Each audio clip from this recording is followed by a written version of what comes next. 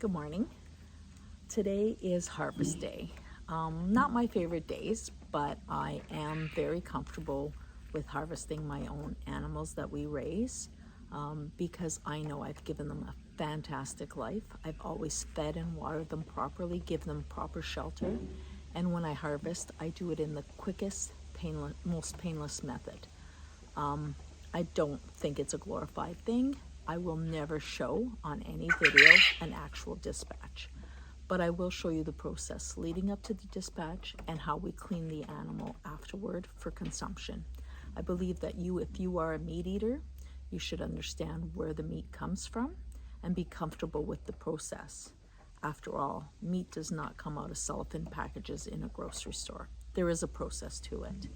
And I am much more comfortable eating the meat that we raise, and we know how it is raised, rather than knowing that animals are raised in confined shelters, overcrowded. You know, they meet minimum requirements, but is that a comfortable life for an animal? And I don't think so. So if I have the option to have any meat, that would be our quail, our rabbits, our chickens, I raise them the best environment possible. I get my meat, my beef and my pork from local farmers where I know the meat is being raised ethically as well. So this process, like I said, may offend some people, so please don't watch. I don't want to offend anyone, but I know that there's people out there who want to raise their own quails and may never have harvested them before and could learn from the process. So this is what I'm going to share today. Okay, so before we get started, I want to show you my setup because I do want to explain that even though we are harvesting at home and processing at home, it's for our own use. We do not sell any of our meats, so this is for our family use. We do not need to use a facility. But that doesn't mean that we cut corners. We have a stainless steel sink out here. It's an industrial one. It has 3 tubs, 2 processing stations. It's fantastic for cleaning. What I do every time before we harvest any animals is I wash it soap, water, rinse well. I then do a bleach solution, rinse it again with hot water, and let it air dry. This way I can process my meats in the most clean environment possible and cool down my meats in the tubs with cold well water, and that way there's no option for bacteria to build. And because we're doing this in the fall, the weather's cooler, so obviously it's the best conditions we can do this in. I just wanted to show you that because you're a homesteader doesn't mean that you cut corners when it comes to processing meat. You want to make sure that there is no bacteria allowed to grow while you're doing your job.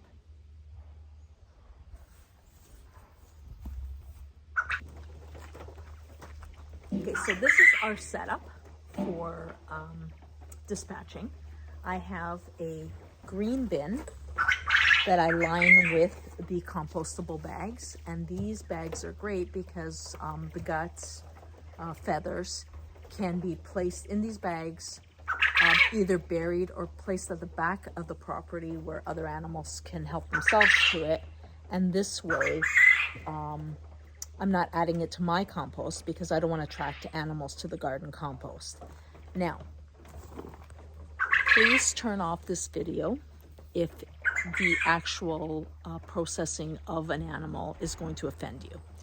I am going to not show the actual dispatch, but I will show the process leading up to it because I know there are some people who want to see exactly how to do it, but I don't want to offend those who don't want to see it. The actual dispatch will not be shown, but everything leading up to it will. So, like I said, if this offends you, turn off the video now.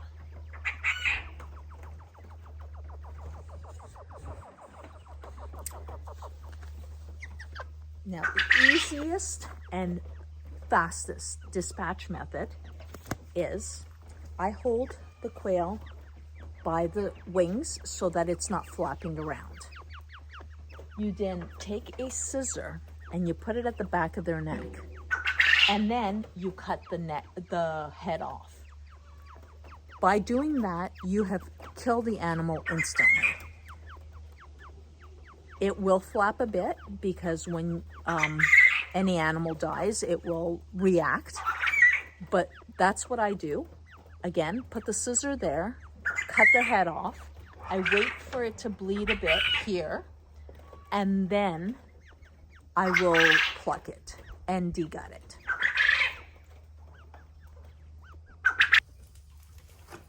Okay, I have plucked dry quail many times. So dry plucking is when you just pluck the feathers off the bird.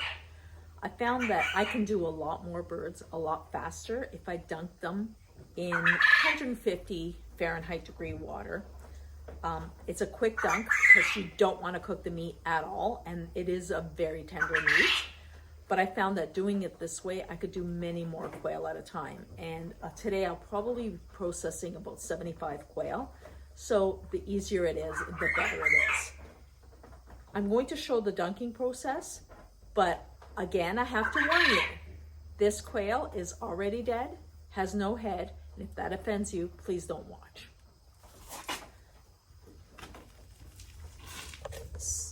Here is my pot of boiling water. I just hold it by the feet and dunk it in the water very quickly.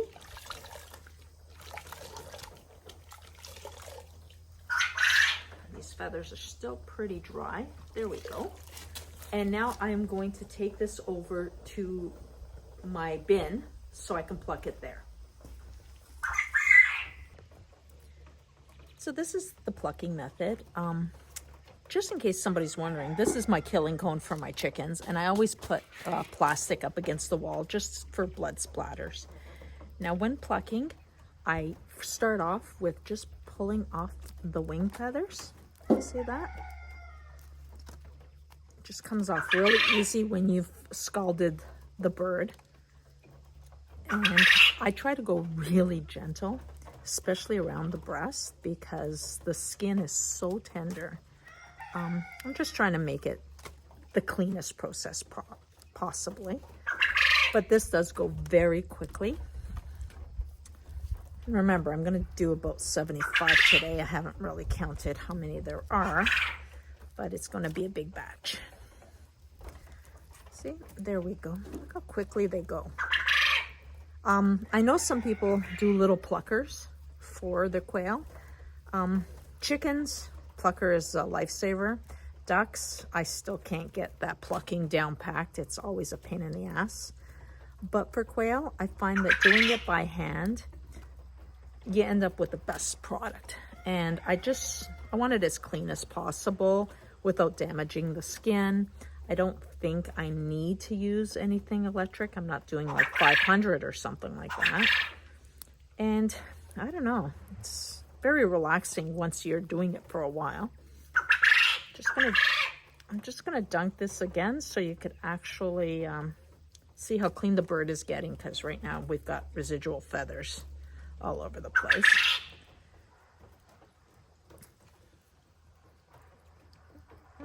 Just gonna dunk it a second.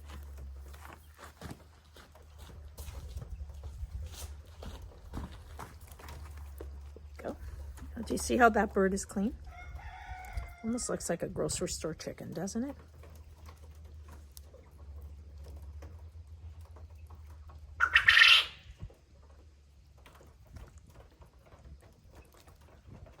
There we go. Ready for gutting and a cold bath. Let's do another one just so you can see the process again. Start with the wings, grab it at the shoulder, pull,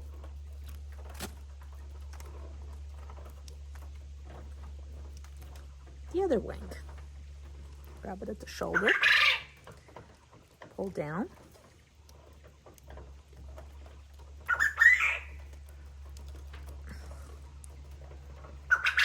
there you go, and then I do the back normally.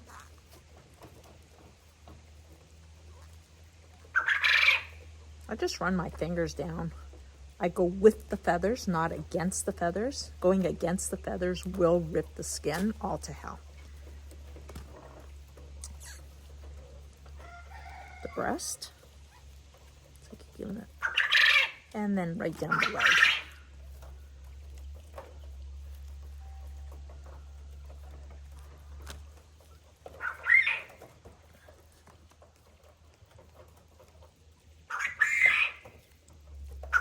My hands get pretty dirty, so it looks like there's still lots of feathers on there, but they're just sticking to me.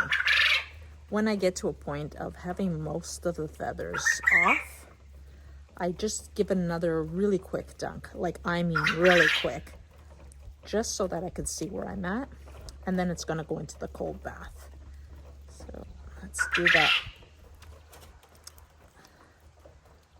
Yep. Let's do that quick dunk.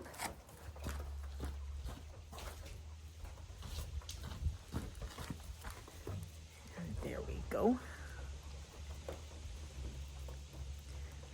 Now I have, like I said, dry plucked, and it was more work. This has been years of experience of trying different things to see what works best, and this is why I'm making the effort to share it with you for free, because sharing knowledge, I think, is something we should all do.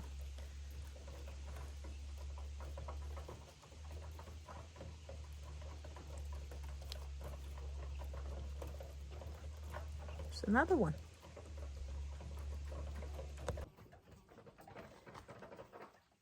Just to make it clear, when you first start off, it's always a little harder because you're just learning, you're getting the technique down packed.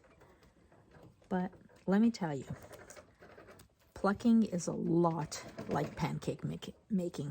First couple never come out good, no matter how hard you try. But as you go along, and I've done quite a few already, it becomes just an easy chore because you're in a little groove. It gets easier and easier. So please, don't ever be discouraged. You're smart enough to do this. Just keep trying. And if the first couple of birds, you rip the skin, you over blanch them and the skin comes right off or starts to cook, these things are going to happen. The water's not hot enough. It's going to make it hard to pluck. But like I said, I started this off with the dry plucking as I had been told to do. And over the years, I've just started figuring out what worked best for me. And this method now seems to work very nicely. And as you can see, it's going a lot easier now than it did the first few that I was doing. But like I promised, this is real life on the homestead, and I'm not going to not show you when it's not perfect. But see how much easier it was now that I've done, I don't know, about 30? It's getting easier and easier. You can do this too. Okay, so I'm going to show you two different ways that I got my quail. There's sometimes you want a whole quail and sometimes you want them split for the grill. So first thing I do is at the joint, right there, I cut. And I use the scissors for this because I find that is the easiest way to deal with it. So I cut the feet off at the joint. And then I go to the butt. Okay, I'm not going to use any technical terms. There's the butt. Because there is a gland here, I actually do the butthole and the gland all together. Perfect. And then, one thing I didn't mention is I don't feed the quail the morning I'm going to harvest them so that there's less poop in their system. So what I do is I go up the spine. So I'm going in the butthole, up the spine one side, right to the neck, and then I do the other side, right to the neck. So basically, I've just taken out the whole spine and the bone. So we don't need that. I'm not going to be using it for anything. I might There's a neighbor I have who raw feeds their dogs, raw food diet for them. So I'll just put those aside and I'll end up giving it to them. Then here we have our quail. The backbone is gone. I can open it up and there are all the guts. So I can just pull them out, one handful. Now, I didn't mention this, but today I'm harvesting all the males. Look at the size of their testicles. They are making all that singing noise because they're ready for breeding. I'm not going to breed them, so that's why I'm harvesting them first. I'm going to leave the females in case I don't have enough time to harvest them. I'll let them lay some eggs for a while. We do a pickled quail egg that's very nice. So if we end up with some of those, I'm good to go. See how the inside is nice and clean? So I cut off that extra little bit of fat at the top because I don't need it. There is a perfectly cleaned quail for the grill. Now I split the bone of the, I guess the breastbone, to flatten it out. That goes on the grill perfectly. See that? So that's one way I do it. Now this is going into the cold water because this is how we're going to keep no bacteria breeding. This one here got a little bit ripped, so I won't use that as an example. This one here, you know what? I'm going to do it the same way. I'll have to do a different one to show you the whole quail because for the whole quails, I like to have them a little larger. So again, cut off that butt part. This is repetitive, but this is how we learn, right? Up one side of the back, up the other side of the back. Take that out. Look at the testicle on that guy. Amazing. These guys were ready. They were at their peak. Now from these guts, I'm going to grab the little hearts and the livers. I'm going to go over and drive to my neighbors and give them these pieces. I'm going to give them all these very nice pieces.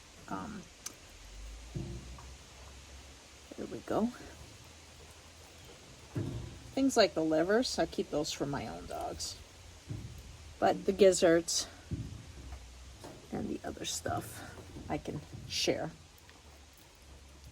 Again, cleaning out all the little knickknacks. These here, these little pink sacks, I don't know if you see them right there. Those are the lungs, and I always take those out.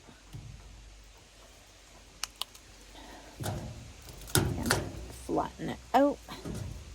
Got a little bit of extra fat at the top because that stuff burns on the grill. Again, here we go. Perfect for the grill. Into the water. Grab this larger one, even though the skin ripped a bit while I was plucking. I'm going to show you how I do a whole bird. Same thing again. Taking off the feet.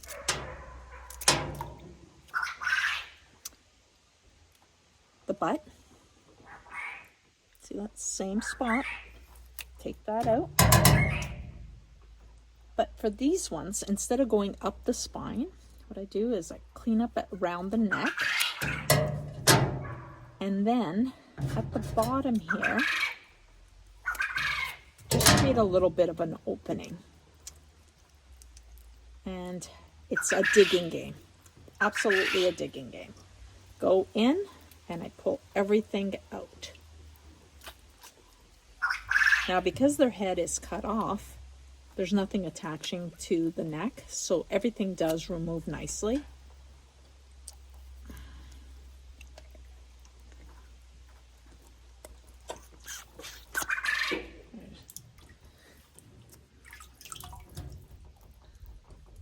Just make sure that there's nothing that I don't want in there. This one was getting a little fat. He was done. So, cavity is, I'm just going to open that up so I can show you. Normally I wouldn't open it up this much, but I do want to show you. It's clean inside. See that? Perfect little quail. These are great for roasting. You can stuff it and then roast it. This is a good weight. I'd say this little guy is, I'd say 3/4 of a pound. So that's a perfect size for doing a whole bird. So I'm going to get back to it. I can't be chatting while I work. So I will show you when we're done what everything looks like.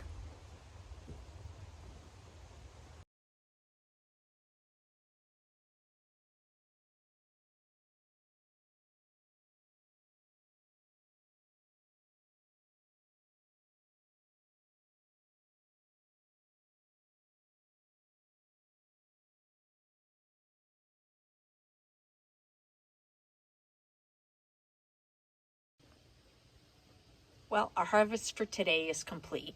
We've got 50 so far. We do have many more to do, but I think this is enough. I'm going to place these in the fridge overnight so that the meat can rest before I package it and freeze it. So I don't want to have too many in the container while I let them rest. 50 it is. They look beautiful, don't they? These are so good on a charcoal grill as an appetizer. We tend to do that a lot when we have friends. We grill, enjoy them together. It's a fun food and it's a delicious food. So I'd like to thank you right now for joining me on this processing day. And of course, I'm asking you to subscribe, like our videos, and please share with your friends.